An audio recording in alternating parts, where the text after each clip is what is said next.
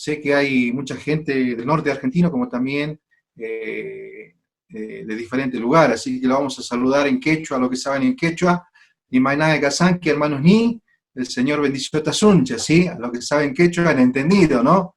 Y los que no saben quechua, bueno, no han entendido. Bueno, estamos acá en La Quiaca, acá hay 3 iglesias de los hermanos, ¿sí? Para los que no saben, y una de las más nuevas somos nosotros, ya estamos hace 11 años acá, estableciendo la iglesia en Barrio 20 de Junio, así que es un gusto poder compartir con ustedes, ¿no? Mi familia está compuesta por mi esposa María, quien es la hija mayor de don Cecilio Ortega, que ustedes lo conocen, su hija mayor está casada conmigo, así que formamos una familia, tenemos 3 hijos, 2 varones, uno de 19, Nehemías, uno de 17, Misael, y una nena de 12 años llamada Gemima, ¿sí? Así que les doy muchas gracias por tener la oportunidad de comunicarnos con ustedes, muy lejos, pero a la vez muy cerca.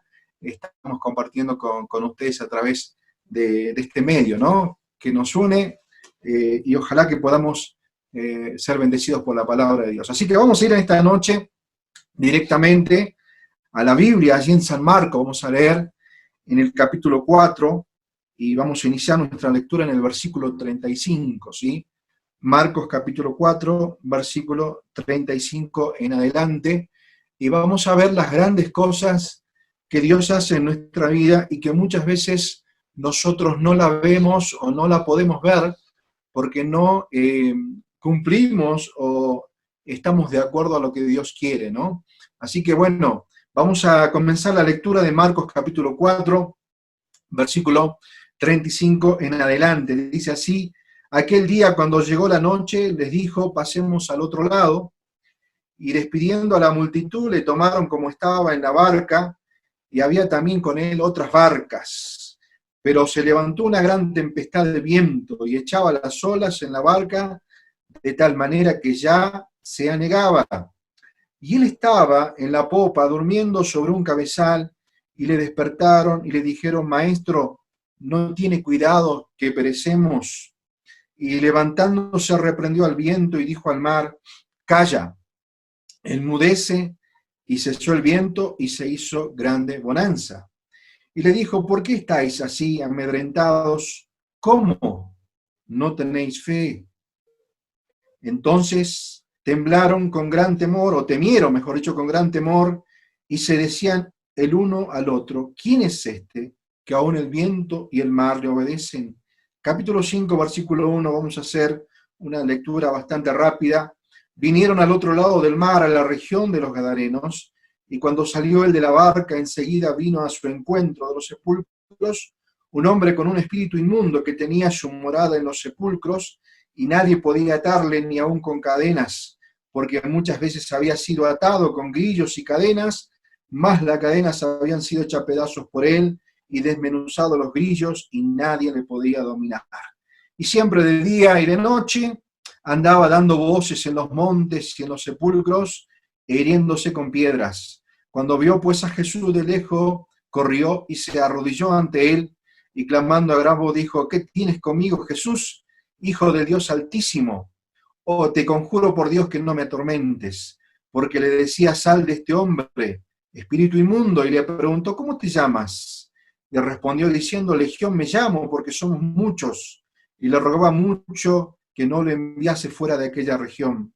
Estaba allí cerca del monte un gran hato de cerdos paciendo, y le rogaron todos los demonios, diciendo, envíanos a los cerdos para que entremos en ellos. Y luego Jesús les dio permiso, y saliendo aquellos espíritus inmundos entraron en los cerdos, los cuales eran como 2000, y el hato se precipitó en el mar por un despeñadero, y en el mar se ahogaron. Y los que apacentaban los cerdos huyeron y dieron aviso en la ciudad y en los campos, y salieron a ver qué era aquello que había sucedido. Vienen a Jesús y ven al que había sido atormentado del demonio y que había tenido la legión sentado y vestido y en su juicio cabal, y tuvieron miedo. Y les contaron lo que habían visto, cómo le había acontecido al que había tenido el demonio y lo de los cerdos, y comenzaron a rogarle que se fuera de los contornos o de sus contornos Al entrar él en la barca, el que había estado endemoniado le rogaba que le dejase estar con él, mas Jesús no se lo permitió, sino que le dijo: vete a tu casa, a los tuyos, y cuéntales cuán grandes cosas el Señor ha hecho contigo y cómo ha tenido misericordia de ti. Y se fue y comenzó a publicar en Decápolis cuán grandes cosas había hecho Jesús con él, y todos se maravillaban. Vamos a hacer una breve oración. Señor, te damos gracias en esta noche porque queremos que nuestra iglesia, que nuestra vida, que en el lugar donde estamos podamos ver las grandes cosas que tú tienes que hacer, Señor. Te pedimos que tú nos guíes en esta noche con tu palabra, en el nombre del Señor Jesucristo. Amén. Muy bien, hermanos, estamos acá, hemos leído esta lectura. Aquí va a mostrar varias veces la palabra grande, ¿no? 5 veces se va a mostrar. Va a hablar de una gran tempestad, de una gran bonanza, de una gran reverencia, de un gran hato de cerdo y de las grandes cosas que Dios había hecho en este hombre endemoniado. Se va a mencionar 3 ruegos. El primero es de los endemoniados, que acá menciona uno, pero los otros evangelios mencionan 2. Te ruego que no nos atormente, dice allí estos hombres. El segundo ruego es de la población de Gadara, diciendo: Señor, te rogamos que te vayas de este lugar. Y el tercer ruego es del hombre curado y transformado por Dios, que le dice: Señor, quiero seguirte a vos. Y le ruega, dice: Señor, te ruego que me dejes seguirte, que vaya contigo. Y el Señor le manda a predicar el Evangelio. Pero es importante, interesante, esta porción bíblica de las grandes cosas mencionadas acá, y este relato que hemos leído de la barca en la tempestad nos lleva sí o sí al Antiguo Testamento, ¿no es cierto?, a Jonás, que intentaba escapar de hacer la voluntad de Dios, y vino una tempestad grande, como en este momento Jesús no escapaba de la voluntad de Dios, estaba en la voluntad de Dios, pero esa tormenta se apaciguó cuando Jonás fue tirado, ¿no es cierto?, al agua, y en este caso el Hijo de Dios, Jesucristo, va a traer paz en esta tormenta. Pero vamos a comenzar a analizar este versículo bíblico y vamos a ver cómo podemos ver las grandes cosas que Dios tiene para con nosotros, para con la iglesia y para nuestra vida. Muchas veces nosotros tenemos la visión de pequeñas cosas, ¿no? Y Dios tiene la visión de grandes cosas. Y muchas veces no entendemos cómo Dios puede hacer grandes cosas. En la Biblia está demostrado muchísimas veces que Dios tiene grandes cosas para nosotros. Y vamos a ver que dice que el Señor Jesús, cansado de predicar la palabra, de sanar, de curar, de alimentar, Él va a decir a sus discípulos: pasemos al otro lado, ¿no? Y en esta noche quiero que pensemos en esta frase: el Señor nos invita a tomar un paso más. Y quizás vos estás contento con tu vida cristiana, o estás cómodo con tu vida cristiana, estás cómodo con ser maestro de escuela dominical, estás cómodo con ser solamente un líder de jóvenes, estás cómodo con tu ministerio, pero en esta noche Dios te desafía a tomar un paso más. Y a eso es lo que vamos a ir en esta noche. Y dice aquí la palabra de Dios: pasemos al otro lado. Despide a la multitud del Señor, lo toman en la barca, y allí va a suceder estas cosas grandes que vamos a ver en esta noche. Este lago que estaba es el lago de Galilea, ¿no es cierto? Galilea significa la provincia de los gentiles. También este lago se llamaba el lago de Genesaret o Cineret, que en hebreo es Kineret, que significa arpa. O sea que si vos lo ves al lago de Galilea, desde arriba con Google Maps, vas a ver que tiene la forma de una arpa, ¿sí? Por eso se llama también el lago de Genesaret, que es Kineret. También es llamado el mar de Tiberias, porque el emperador, no el emperador, el gobernador Herodes, allí construyó en Tiberias, en el lugar llamado, cerca de Galilea, en un puerto, construyó un palacio, un lugar hermoso, donde él lo llamó ese lugar Tiberias en honor a Tiberio, el emperador romano. Entonces, este lago tiene la particularidad que está a 215 metros bajo el nivel del mar. Yo estoy en La Quiaca y estoy a 3.600 metros sobre el nivel del mar. Este es, no sé si el único, pero uno de los lagos de agua dulce que está a 215 metros bajo el nivel del mar. Es un lago muy importante para los judíos, donde Jesús ejercía su ministerio en la zona este y norte él tenía todo su ministerio, y si ustedes van a la narración bíblica, van a ver los lugares que están allí. Muy bien, este lago entonces lo hemos describido, o lo hemos descrito. Va a suceder algo interesante. Dice la Biblia, se levantó una gran tempestad. Una gran tempestad de viento y echaba las olas en la barca de tal manera que ya se hundía, ¿no? Qué interesante es esto de la barca. La barca se cree que en ese tiempo era una barca que tenía 8 metros de largo, que tenía más o menos 2,5 metros de ancho, y de altura de la barca tenía más o menos 1,20 m de alto. Imagínense que para que el barco se comience a negar, las olas tenían que haber sido de prácticamente 1 metro para arriba, casi 2 metros, para que el barco se comenzara a hundir, ¿no? La mayoría de los discípulos eran de esta zona de Galilea. Sabemos por la Biblia que muchos de ellos eran pescadores, estaban acostumbrados a la tormenta, estaban acostumbrados a las tempestades, pero esta tempestad era diferente. Y es interesante la palabra gran tempestad. Las 5 palabras grandes es la palabra mega. Nosotros en computación, ¿no es cierto?, manejamos los megabytes, ¿sí? Y los megas es 1 millón de bytes. Después tenemos el gigabyte, que es 1 billón de bytes, y tenemos 1 tera, que es 1 trillón de bytes, ¿no? Pero la palabra mega nos habla de algo excesivamente grande, fuera de lo normal, fuera de lo común. Es la palabra grande que se usa acá. Es una palabra griega que es mega, ¿no? Entonces algo fuera de lo común, algo fuera de lo normal. ¿Sí? Si vamos a la matemática, es 10 elevada a la 6ª potencia, que es 1 millón de veces más de lo que tendría que ser. Entonces era una expresión griega para hablar de algo grandísimo, de algo tremendo, ¿no?, que estaba pasando en ese momento. Y esta palabra tempestad es la palabra seismos, que significa sismo, o sea, como un terremoto. Sucedió un terremoto en el mar. Las olas eran inmensas. El barco comenzaba a hundirse. Era algo a lo que ellos no estaban acostumbrados. Lo mismo que hoy en día estamos pasando. Estamos pasando una pandemia que es el coronavirus. Nadie se lo esperaba. Nadie pensaba que esto iba a ser a nivel mundial. Sin embargo, estamos en un momento de tempestad. Como los discípulos allí no lo esperaban, pero vino. ¿Pero para qué vino esa gran tempestad? Dice, y allí estaba el Señor en la popa, durmiendo sobre un cabezal, y le despertaron y le dijeron, maestro, no tenés cuidado que perecemos. Un barco es interesante, tiene la proa, que es la parte de adelante, y la popa, la parte de atrás, y el Señor estaba en la parte de atrás de esa barca de 8 metros, durmiendo, cansado de todo el ministerio, de todo lo que había podido compartir con las personas, y él estaba muy cansado, descansando allí, en esa barca, a pesar de esa gran tempestad, no se despertó. Siguió allí, durmiendo, dice allí la palabra de Dios, y tuvieron que despertarle, ¿no? Y te dice diciendo, maestro, no tenés cuidado que perecemos. O sea, ¿no te das cuenta que estamos por morir? ¿No nos podés ayudar en este momento difícil? Es como decir, Señor, hay gente en nuestro pueblo, en nuestra ciudad, que está pasando momentos difíciles. ¿Por qué no actuás? ¿Por qué no haces nada? Parece que estás durmiendo, Dios.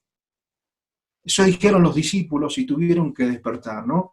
Y justamente ante las tormentas, hermanos y hermanas, ante la tempestad, algo que nos mueve el piso a nosotros, algo que nos saca de nuestras cosas cotidianas, de nuestras cosas normales, en ese momento tenemos que acudir al Señor y decirle, Señor, no te da cuidado que perecemos.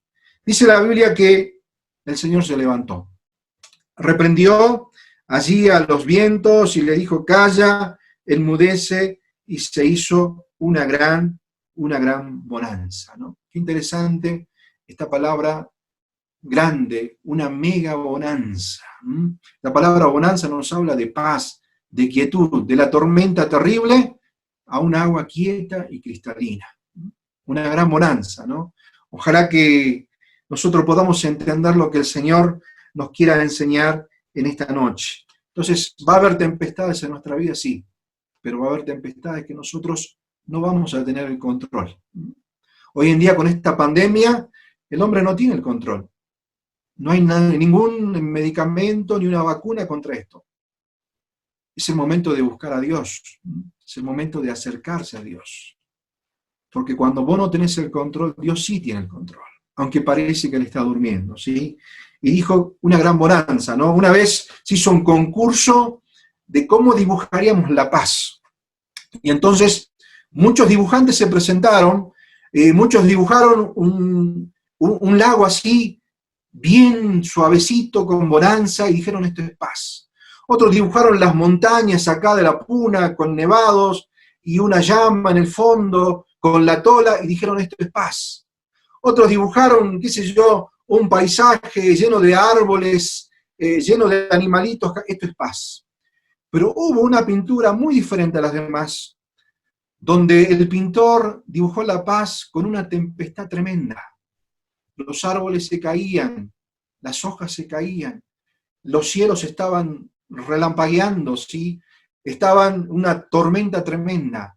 Y allí, en el dibujo, en un árbol, hay un ave, un pajarito, podríamos decir nosotros, agarrado fuertemente a una rama.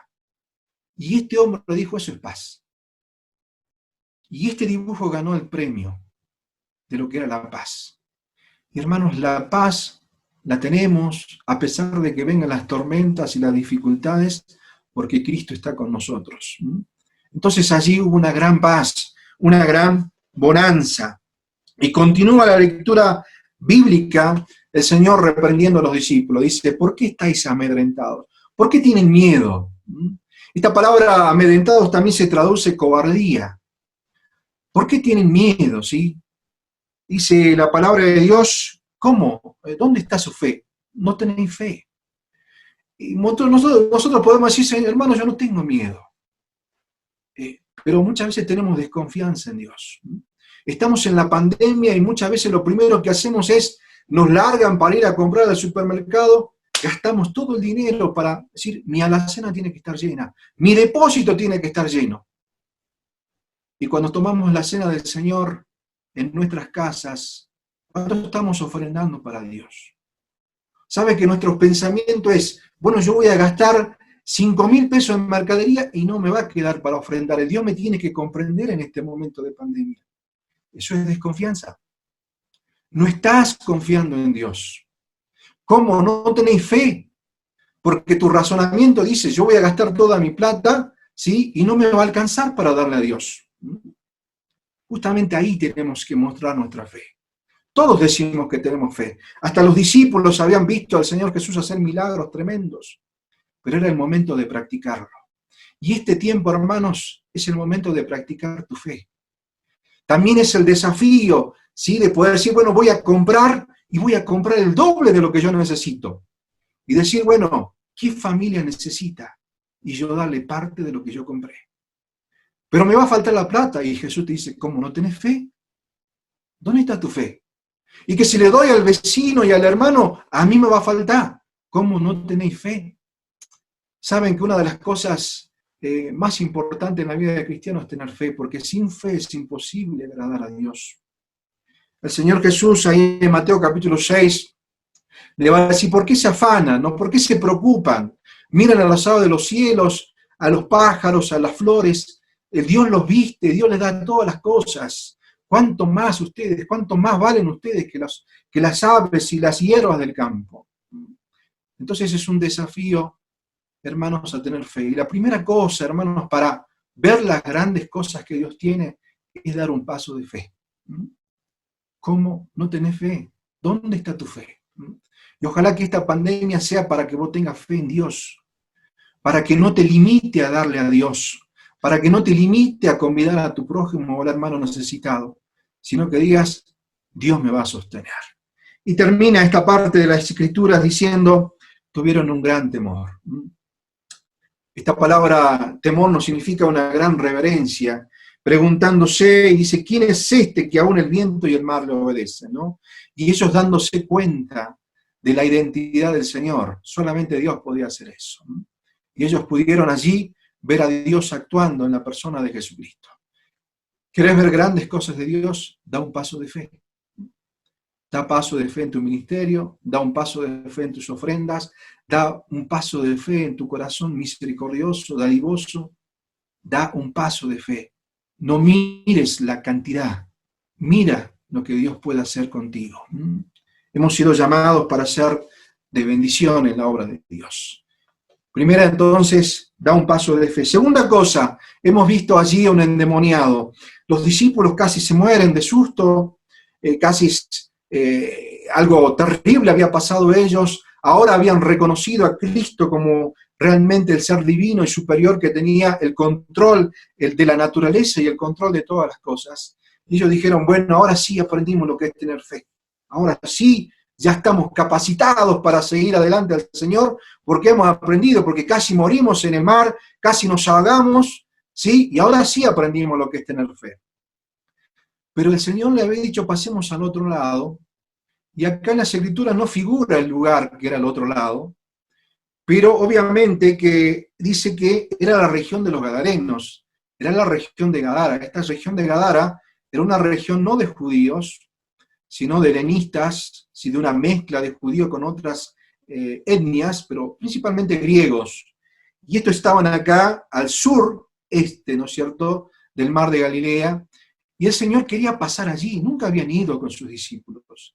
Era un lugar de gente impura, era un lugar que nadie iba a ir, era un lugar que nadie se le iba a ocurrir a un judío ir a ese lugar, y menos a Jesús, era un lugar de gente impura, porque él había sido llamado las ovejas de Israel. Pero sin embargo el Señor le hizo pasar casi por la muerte a los discípulos, para llevarlos al otro lado, a dar un paso más. El paso era que no solamente los judíos tenían que conocer al Mesías, sino también todas las naciones. Entonces Jesús los lleva a esa experiencia de fe. Muchas veces dicen la vida cristiana es aburrida, ¿no? Y para mí la vida cristiana es dar pasos de fe, es desafíos en tu vida. Si para vos la vida cristiana es aburrida, entonces no estás conociendo al Dios que quiere hacer grandes cosas en tu vida. Y es un Dios que te desafía constantemente. Y allí está el Señor. Viene al otro lado, los muchachos cansados, con miedo, mojados, y llegan de noche a un lugar que lo conocían, pero quizás que nunca habían bajado, y se encuentran con dos endemoniados, como dice la Biblia en otros evangelios, y en este evangelio hace énfasis en uno de ellos. ¿Y de qué nos habla esta persona? Dice que moraba en los sepulcros, nadie lo podía dominar, nadie lo podía controlar, y siempre andaba de noche en los montes y en los sepulcros, hiriéndose con piedras, ¿no? Y esto nos hace ver a un hombre que realmente está en la soledad, a un hombre que está aislado, ¿no? Hoy se habla del aislamiento social, pero este hombre tenía un aislamiento espiritual, estaba lejos de Dios, nadie se acordaba de él, nadie iba a saber que había una persona necesitada en ese lugar, Cristo sí lo sabía. Por eso hizo pasar a sus discípulos una experiencia de fe terrible para llevarlos a ver a este hombre. Un hombre que no tenía salida, se quería suicidar. Esta parte de la Biblia que dice que se hería con piedras, es la idea que con piedras cortantes se cortaba sus brazos, su cuello, su cuerpo, para morirse. No tenía razón por la cual vivir. ¿Y cuántas personas viven así hoy en día?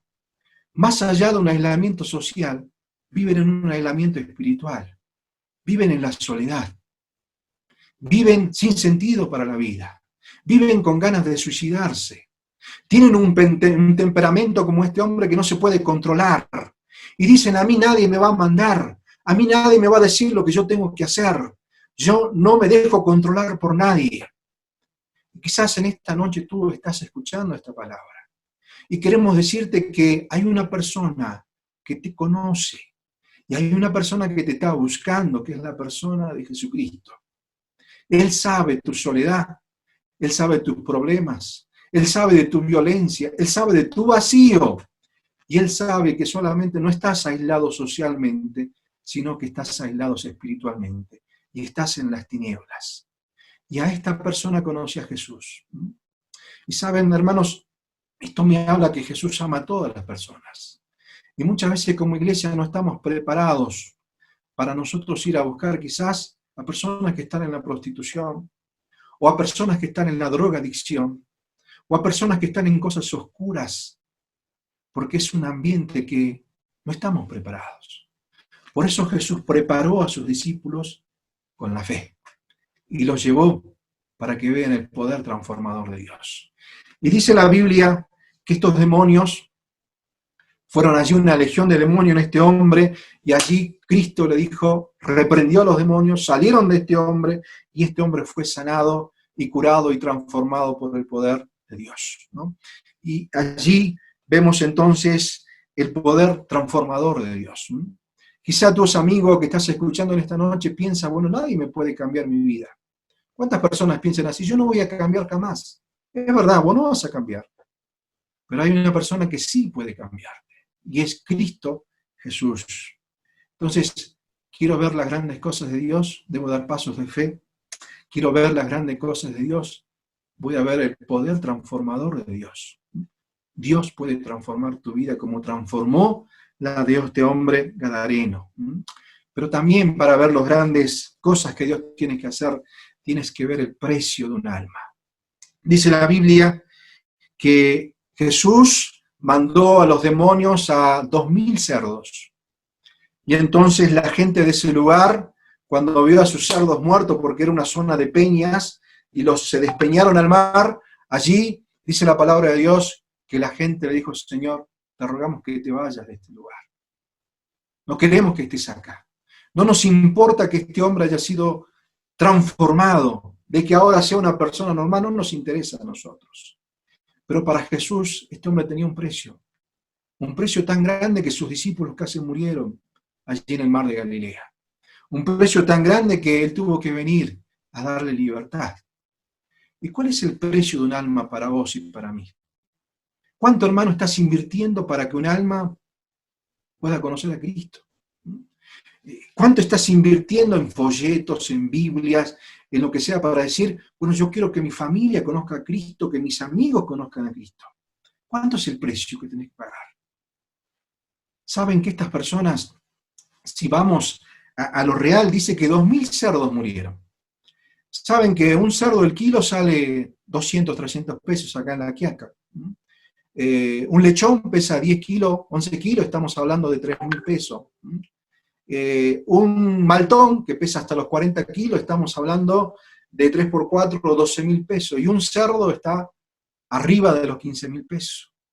Imagínate 100 cerdos, son 150.000, 1.000 cerdos, más de 1 millón de pesos. 2.000 cerdos, más de 2 millones, más de 3 millones de pesos.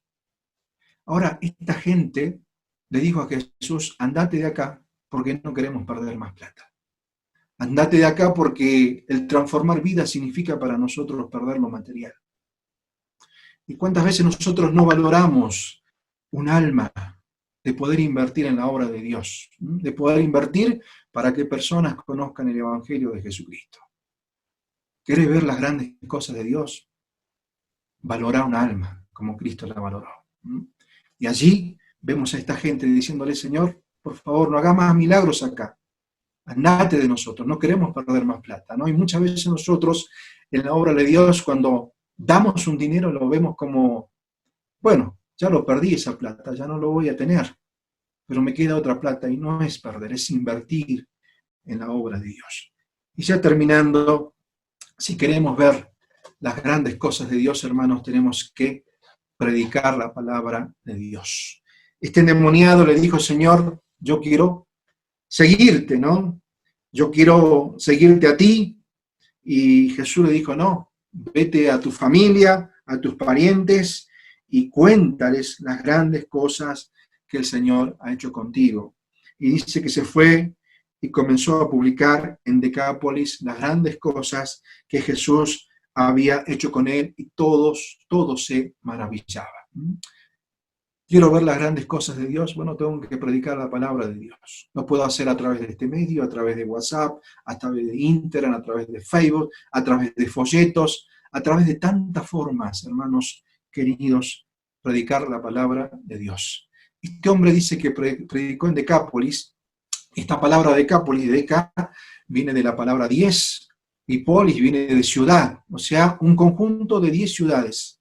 Y este joven, este hombre, después de ser transformado por el poder del Señor Jesucristo, fue a predicar a 10 ciudades. Estaba incluida Damasco. Hoy en día esa zona es la zona de Jordania, es un poco de Siria, ¿sí? Pero sobre todo de Jordania, fue a predicar a esas 10 ciudades la palabra de Dios. Uno solo. Qué hermoso es pensar que el Señor Jesús fue por uno solo a llevar el Evangelio. Estamos acá, por la gracia de Dios, trabajando en la zona de, para los que conocen Bolivia, el departamento Potosí, provincia de Sullipes y provincia de Suchichas.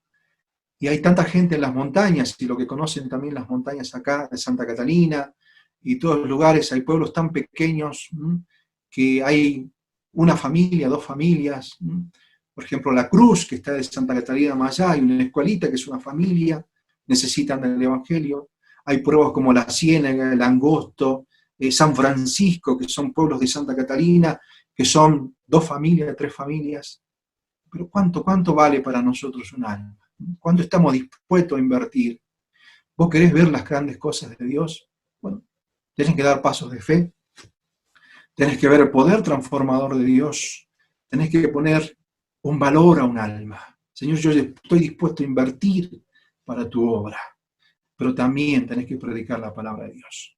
Y no tenemos la excusa, ¿no? Muchas veces, como he comentado en otras conferencias, hemos tecnificado, ¿no es cierto?, el hecho de predicar la palabra de Dios. Ya terminamos diciendo, bueno, tengo que conocer el paso número 1, Dios me ama, el paso número 2, soy un pecador, el paso número 3, soy esto, el paso...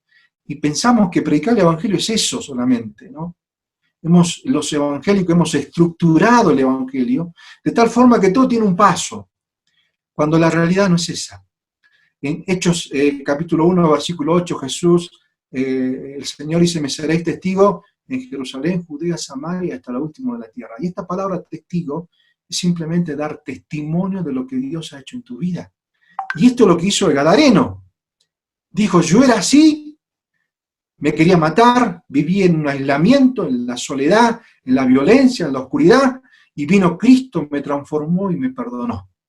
Y eso es predicar el Evangelio. O sea que vos que estás ahí, no tenés excusa. No podés decir el pastor o el líder lo tiene que hacer. Vos tenés que contar lo que Dios ha hecho en tu vida y estás predicando el Evangelio. Así que Dios te bendiga en esta noche.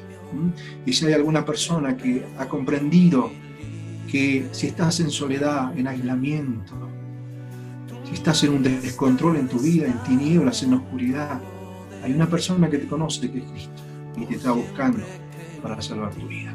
Que Dios los bendiga, hermanos, desde acá, desde mi lugar, la ciudad de La Quiaca, a 3.600 metros sobre el nivel del mar.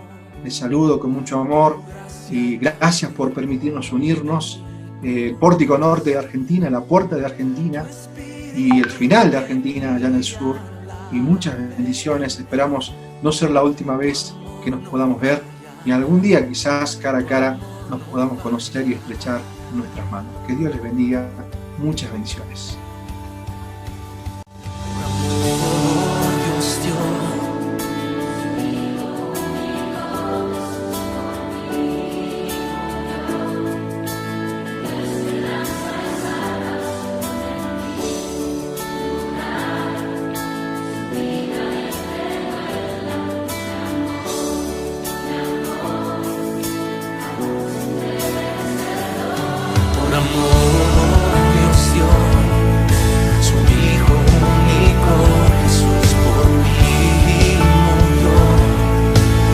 Esperanza y